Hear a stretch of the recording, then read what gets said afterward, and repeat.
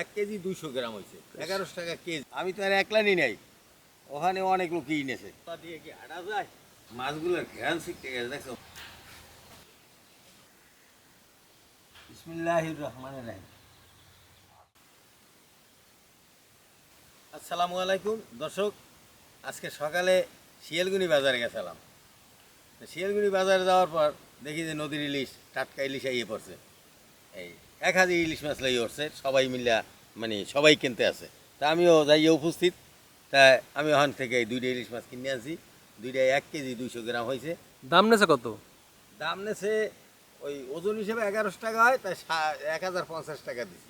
1050? হ্যাঁ, 1 কেজি 200 গ্রাম হয়েছে 1100 টাকা কেজি, তাতে 1100 টাকার বেশি হয়।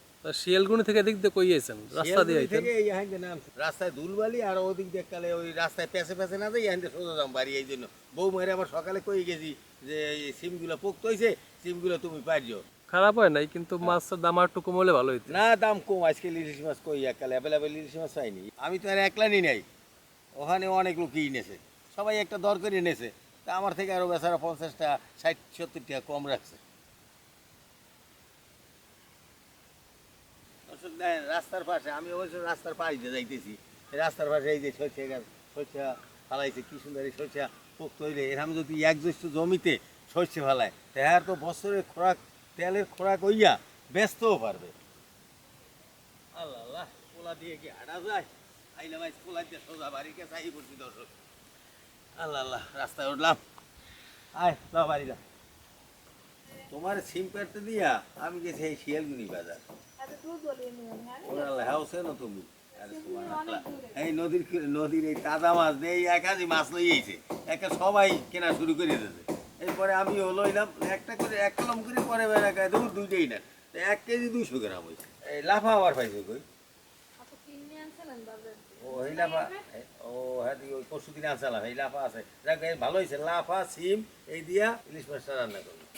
মাছগুলোর ঘ্রাণ শিখতে গেছে, দেখছো? মাছের তেল জেগে গেছে। হ্যাঁ, কয়টা গাছ লাগাইছিলাম বললা, এই কয়টা সিম পাইলা, আর হইবে মনে হয়।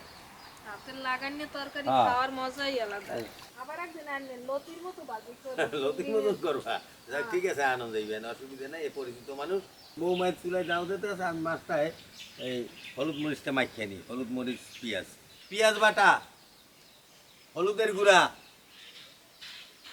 মরিচের গুঁড়া, পরিমাণ মতো লবণ। এখন আমি মাছটা মাখিয়ে নেব। এবার তেল দিয়ে নেব। এবার চুলায় বসাই দেব।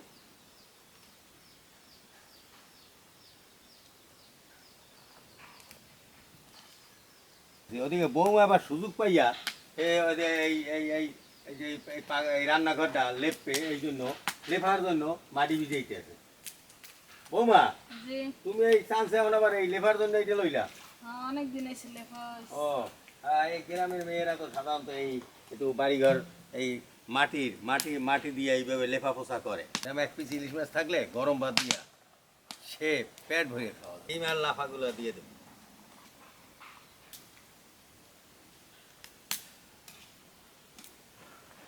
ধরবো একটু লাগে, ধরি।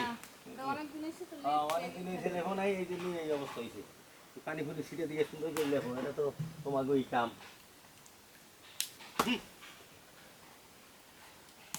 রান্নার ফাঁকে এদিকে রান্না চলতেছে। ইলিশ মাছ আর লাফা আর সিম দিয়ে ইলিশ মাছ রাঁধতে আছি, টাটকা ইলিশ মাছ শিয়ালগুনি বাজার থেকে আছি। সেই ফাঁকে আমি আবার একটু রান্নাঘরে একটু কাজ করিয়ে দিয়েছি, বৌমায়ের একটু সহযোগিতা করি। বৌমা তো সব কাজই আমার সহযোগিতা করে। লাফা আর সিম দিয়া ইলিশ মাছ, টাটকা ইলিশ মাছ রাঁধতে আছি।